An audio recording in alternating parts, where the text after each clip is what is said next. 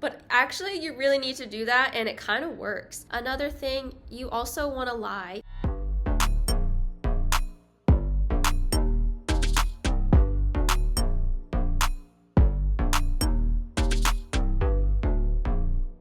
Hi everyone, welcome back to my channel. I'm Selena, and today we will be talking about solo travel safety tips, especially for women. I have been traveling solo, and it's more so weekends and maybe a longer weekend, and I've developed some tips that I think have really helped me. And this is coming from someone who is very anxious, overthinks, and I don't think I come off as intimidating.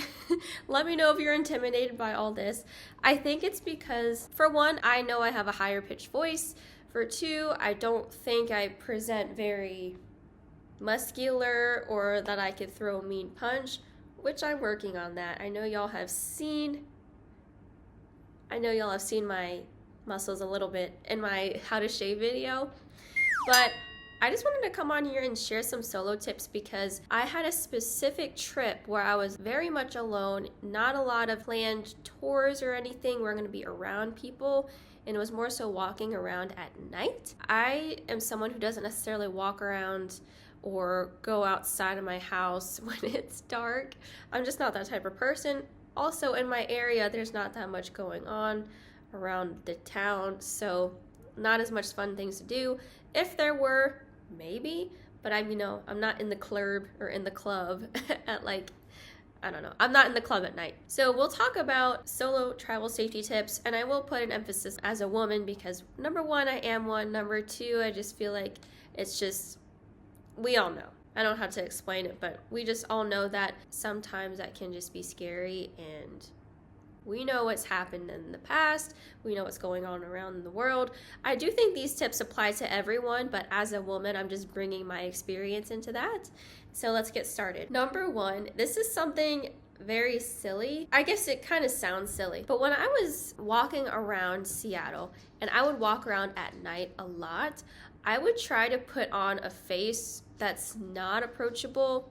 I've seen people make faces to not be approachable, and they're kind of just like, but actually you really need to do that, and it kind of works. I got this tip from Adrienne by Lon Houghton on The Real. She talks about growing up in New York and how her mom taught her to have kind of like a hard face so that way she's not as approachable and people kind of won't mess with her. So when I was walking, I did use sunglasses that I felt kind of just like look like that I have an attitude or that I might just be, but I did walk like this. And I think that makes me less approachable. I'm not just like smiling, or I'm not just like la-di-da-di-da. That really helped me. That's number one. Having a face that helps you prepare to not be approached, or having an unapproachable aura. Like if you just kind of just walk, I think that makes you less approachable to talk to. Even though you're not a bad person and that you're not approachable in real life, you don't want to necessarily be in a place you've never been before and someone asks you for directions, but maybe they are actually planning to do something bad to you. You never know. And I'm going to share some pictures of what I did look like. I feel like I looked crazy, but I'd rather look crazy and people not mess with me versus me being approachable, gullible, and unsafe things happen. Number two, do as much research as you can, and that includes downloading offline maps where you'll be at. Obviously, your phone is probably what you're using a lot of the times, especially Google Maps to get to and from places, but you want to make sure you download offline maps, especially around the place that you're staying, around the places you'll be hiking at, a lot of the roads that you'll be driving around, especially if people don't get a lot of service there, and that can help your Google Maps keep your location on and still guide you where you need to go, even if you lose service. There have been a lot of times where I've lost service, but I still had my maps going and I was able to figure out where I needed to go. And that can just really help you in any situation, to be honest, even if you are on the train.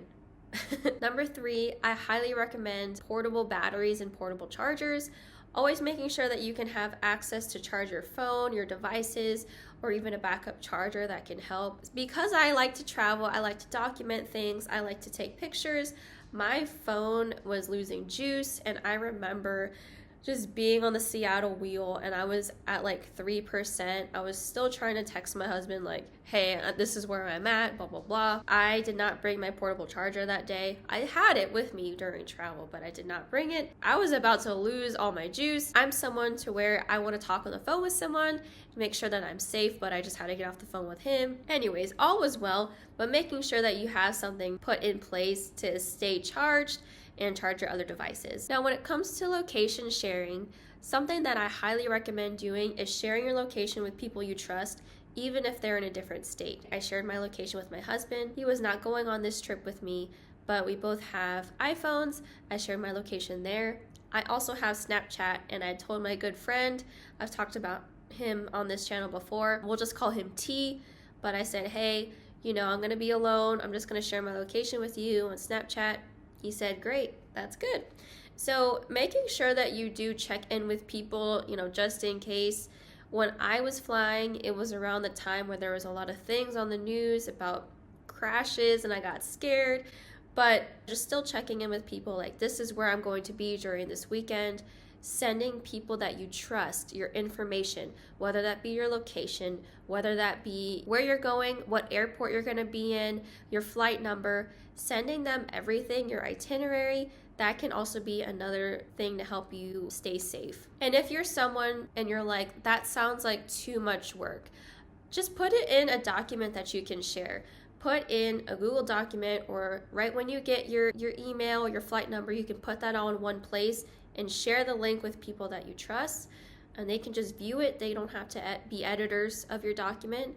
You can also just quickly forward the emails that you get, the confirmation email from when you purchase your ticket or your upcoming travels, confirmation email that you've booked this reservation at this restaurant so they know the exact address you're at. Definitely still check in with people. I don't think you have to send them a text message every single time you go from this place to this place, but I think it would be good to check in at least before bed, hopefully twice a day, when you wake up and before bed. I'm someone to where I check in throughout the day. I let my husband know, like, I made it to the train, I made it to the bus, I'm here safe, blah, blah.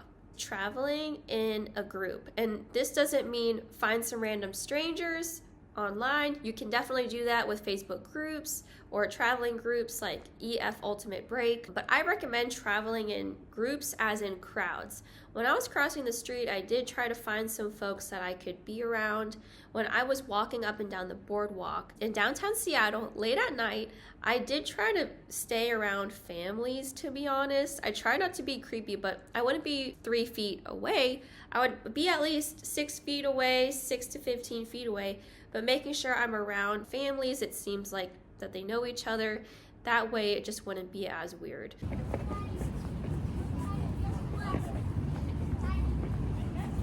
And I felt a little bit more comfortable because hopefully if a mom sees a bystander in distress, maybe they might do something. You kind of have to use your judgment, observe a little bit. I also would recommend considering doing tours. I don't think you should always have to spend your money, but if you wanted to do something like hiking, like I did for instance, I didn't want to hike alone, and it was nice to have some sort of tour guide, and I was in a group of about 15. So that was really fun actually, and I did meet some solo travelers there. There was about 4 of us total, and there were people from all around the world, including France. I met someone from Pennsylvania, and me being from Ohio, I'm like, well, hey neighbor, kind of.